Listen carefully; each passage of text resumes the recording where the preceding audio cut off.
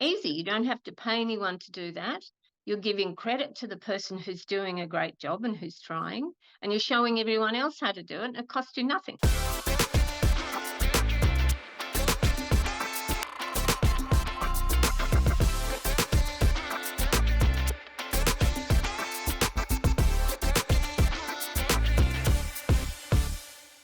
So welcome to Unleashed Learning TV and Unleashed Learning Radio.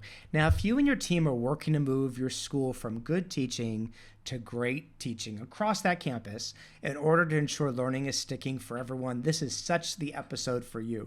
Do I say that? Such the episode? My friend and colleague Genevieve Simson is here.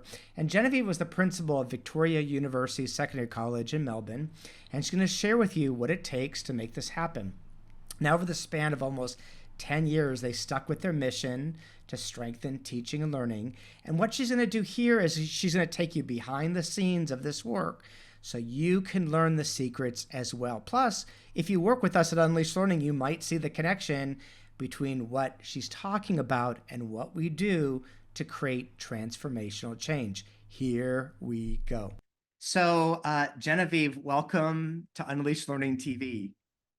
Thank you, Will. Nice to see you again. We've known each other for a long time, and finally I get to interview. So, as you know, what we do at Unleashed Learning is we really help good schools become great schools around teaching and learning.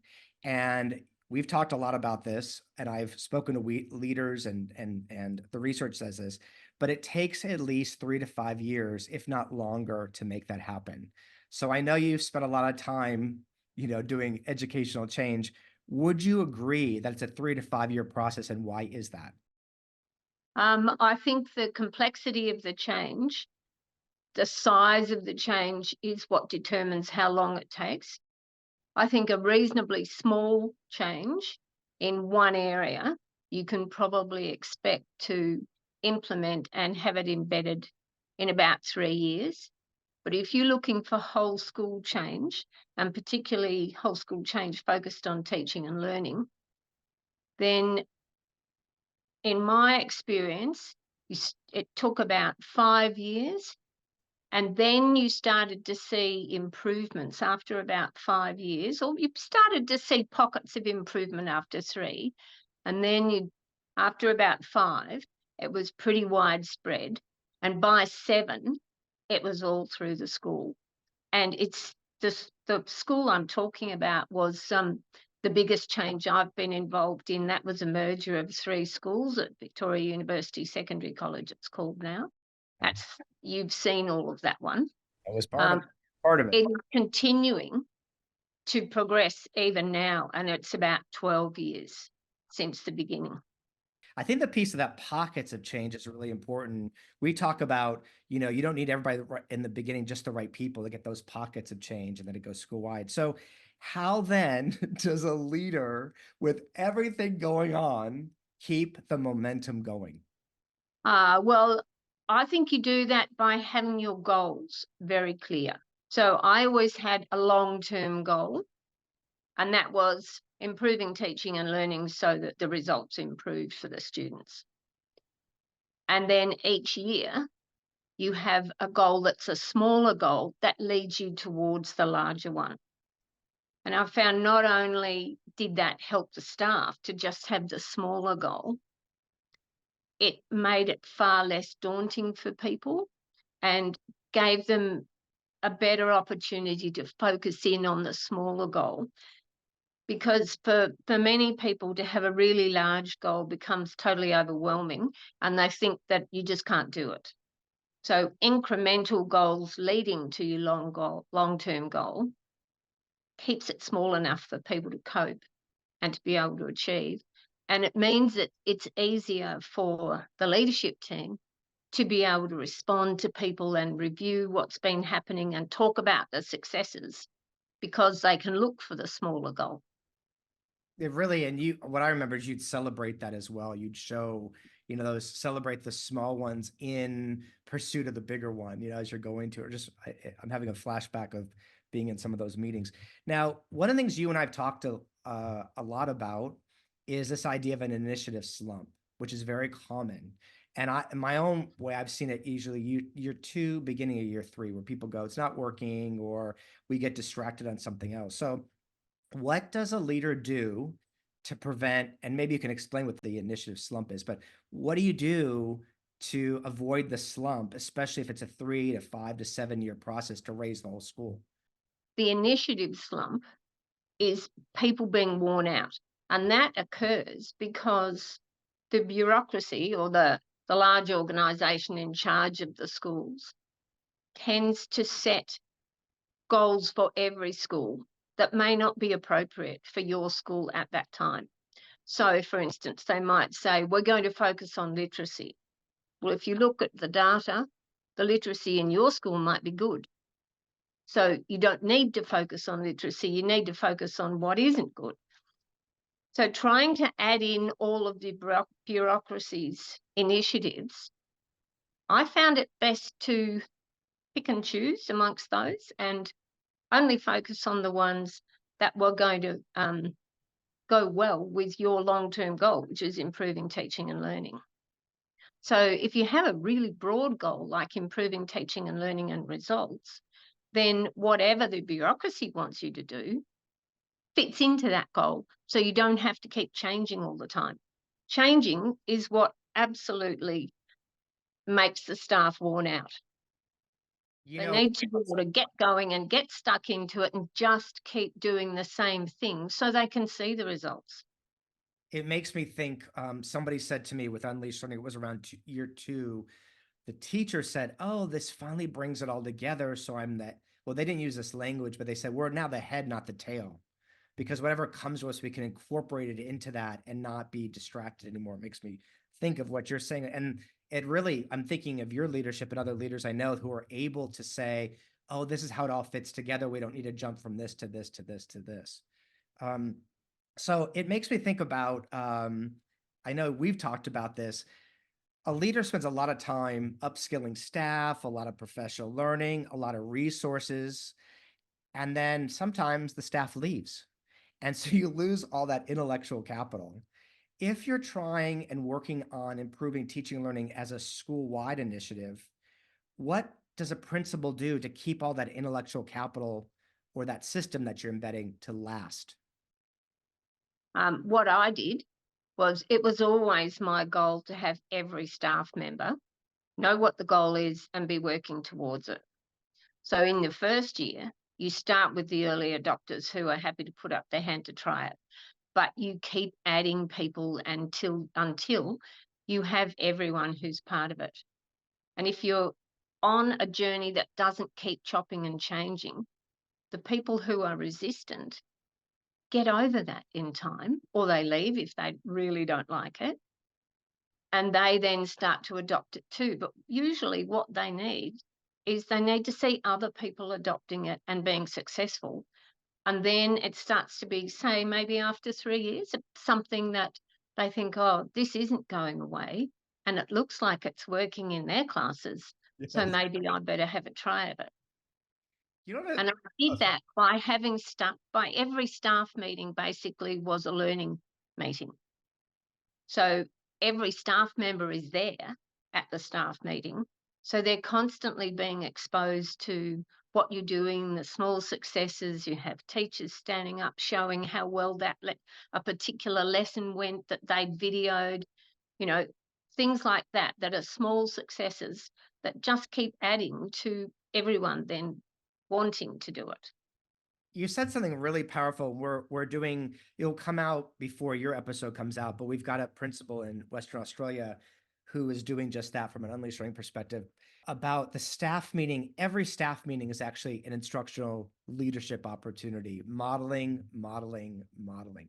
So it links well with what Mark's doing in at Raleigh Stone with Unleashed Learning. So Can I just add yeah, to that? yeah, please. One of the things that our leadership team did was learn with the staff so that every meeting we ran, we had a goal for the meeting and we used the lesson planning system in the staff meeting and showed people that we weren't just saying it, we were doing it. And so that also helped them to know that we thought it was important, but also they saw it being done all the time. So it wasn't so hard to take a leaf out of the leader's book and have a try in their class. Absolutely. And also some people what I notice are that it needs to be safe for them to try change. So you're making it safe because people are watching, oh, they can do it. They're doing it. I could try this too. So you're creating a safety from my perspective. Like we're watching the principal do this, the leadership team do it. This isn't so And scary. I we can try mucked to. up, Yes. we made mistakes in doing it. And we all burst out laughing and went, oh, we didn't do that too well. Never Yeah. mind. So we purposely sort of showed people that it doesn't matter if you make a mistake. Yes, that's so refreshing. Isn't it so and it also becomes fun because we can laugh, but the cool thing is we're laughing because we can see where the mistake was, and that creates a culture of continuous improvement. Yeah. Okay. Especially if you point out the mistake and Yeah. say, that's what I did wrong there. Oh, let's change that. Well, it's also reminds me that there's a lot of vulnerability and change and being exposed. So the humor and, from an unleashed learning perspective, we call it the effective filter. So we got to lower the filter to make learning stick. And that's what you're doing on that place. So, Genevieve, here's the $1 million question, but it sounds funny to say that. How do you fund this? Because schools or leaders will go, we don't have a lot of money. Like, how do you fund? Because it takes money to create this kind of school-wide change. So how do you do the money? Okay, I don't think it takes a huge amount of money for a start. Yes, it does take some money, but there are ways of managing your money so that you're focusing the money on improving teaching and learning rather than on something that's peripheral. So, for argument's sake, my school was given a whole lot of money to improve literacy. So, I put that money under the banner of improving teaching and learning. It improves everybody's literacy, Does. doesn't it? It does. So you can think a bit laterally about how you budget, but also one of the large costs is professional learning. Well, professional learning does not need to cost a lot of money. You have much greater impact on your staff if you do the professional learning in-house. And if you do it yourself with the leadership team, in every staff meeting, it Yeah. costs you nothing except your time in learning how to do it. But you're a much more authentic leader if you can implement good teaching and learning just as you want your staff to. So you can have frequency. We had a staff meeting most weeks of the whole staff, and we had about 120 staff. So we had to figure out a way to get all those people into one room and just conducted small pieces of professional learning, all of which were about how to be a better teacher in the classroom. To give people snippets and keep it in their mind all the time, show them how you do it, show them that you can do it, and you want them to do it too. So It's you can be smart about how you manage your money by just reclassifying things, but it's you don't have to spend a lot. it also I'm sorry to interrupt because I'm getting excited and it's a bad habit. It's one thing I'm most proud about from the Unleashed Learning perspective because the leadership team works 6 months ahead. And in year one, they lead a bit, year two, they lead more, year three, they lead all of it so that the cost goes down and it's in their hands because they need to see it, just like you're talking about. Okay, so my other question about it then is what you kind of alluded to, but there's so little time at a school. How do you embed when there is professional learning that it has to happen? How are you embedding it? Like, we can't meet after school. There are union rules. There's this, there's this. How do you do it? Well, you can meet after school. The rules were we could meet for an hour twice a week after school. So you make one of those a whole staff meeting so that everybody is there and you focus on professional learning in that meeting. And the other meetings then fit around that. You don't spend money on people going out of the school to professional learning because they don't stick. All the research shows that if you have one or two people going off to something, nothing happens from it. Mhm. So you need the whole group doing it. And we would do small things like one teacher would have had a really great introduction to their lesson.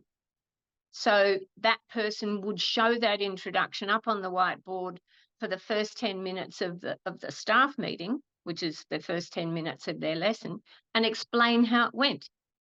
Easy. You don't have to pay anyone to do that. You're giving credit to the person who's doing a great job and who's trying, and you're showing everyone else how to do it, and it costs you nothing. So what you said was a cohort approach because it can't just be individuals.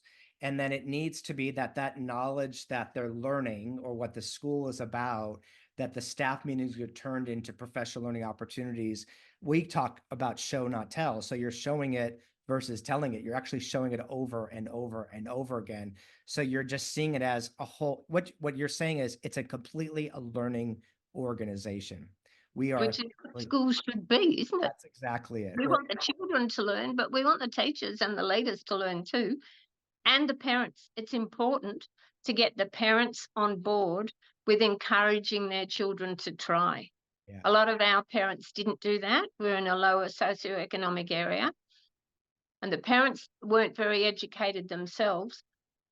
But I talked to them in parent meetings about how important it was to be giving the student, their child, the idea that they could succeed, and you wanted them to, and they needed to try. And they lift, the kids lift then. Well, those are the two big ones about money and time. And I think you answered both of those. So, okay, this is an important one. And you raise it to me, and I've heard other people say this, but it's possible during the journey that if you're initiating high quality teaching and learning, that the results might actually change. They may drop in the beginning. So why is that the case? Okay, so there's a lot of research has been done about the implementation dip, that's called. The education department has done research into merging of schools and whether there's an implementation dip there. But so much more broadly have international authors researched. It's really quite straightforward why there's an implementation dip. You're asking people to do something new that they don't know how to do. So the first thing you do, or first thing I did, was show people the graph of the implementation dip and say, this is what we can expect over the next year. As we learn it and as we practice it, we will get better at it and our results will improve. But initially, we will be finding it difficult to do something new, and it won't be automatic for us. So the children, the students, will be having the same problem. They'll be finding it a bit difficult too, and the results will drop, but then they exponentially improve. So you just need to tell people so that they're not frightened off by the fact that their results are dropping for a while. You make it safe for them to change. I was remembering, I'm having a flashback at your school. There was a teacher who told me this. I hear this a lot. My kids won't do this. They won't do this. But it took time for the kids to feel safe to try, if you will, to lift the weights in new kinds of ways. And then once that tipped, they got stronger and stronger. But it takes time to get that to happen. And you're normalizing the slump, which is really powerful and making that a school-wide understanding. Yeah, people don't want to feel threatened about I'm not a good teacher anymore. I used to be a good teacher. Well, you are a good teacher. You're just learning a new way. Wow.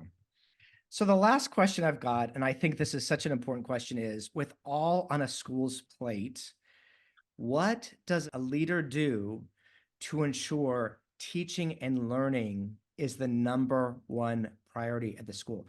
Right now, it's like now it's mental health, and now there's this new initiative, and now it's this and that. But teaching, learning, how do we keep it the number one focus of what everyone's doing? The leaders need to keep their eye on the ball. The ball is improving teaching and learning. All the other things are part of that or add to that. So that's why I have a long-term goal, a 10-year goal, improving teaching and learning. And then you can add the smaller goals to it if they're going to help improving teaching and learning. And if they're not going to help, why would you do it? It's the best way to end this episode. It's the best way. Let them out. Well, one of the things that we talk, I mean, the piece about it is, I think the challenge is that there's all this stuff. And I think what's needed, and that's why I'm proud of the work we do, is we need a more holistic and inclusive understanding of teaching and learning. So these initiatives can fit into that in service of teaching and learning. But like you Yes. said, if it's not in service, why are we doing it? Yes. What we don't want is the Christmas tree approach, where you've got a whole lot of initiatives all hanging off the Christmas tree and nothing actually making a difference. Well, Genevieve, I've been wanting to interview forever. I'm glad we got this organized. Thank you so much for, I want to say your leadership, but also the courage it took and has taken to raise teaching and learning the way that you've done. So thank you so much for this episode. Thank you for inviting me, Will. It's been a pleasure. We'll speak to you soon. Bye. So now we want to hear from you, and we want to know what's your biggest takeaway from the episode. So we'd love to hear from you, and we invite you to jump over to the magical land called Unleash Learning to join the conversation. And when you're there, as you know, the countdown is on for our August 6th enrollment intake. So if you haven't already done so, grab your info pack and let us know when you're ready to get started. The countdown is on.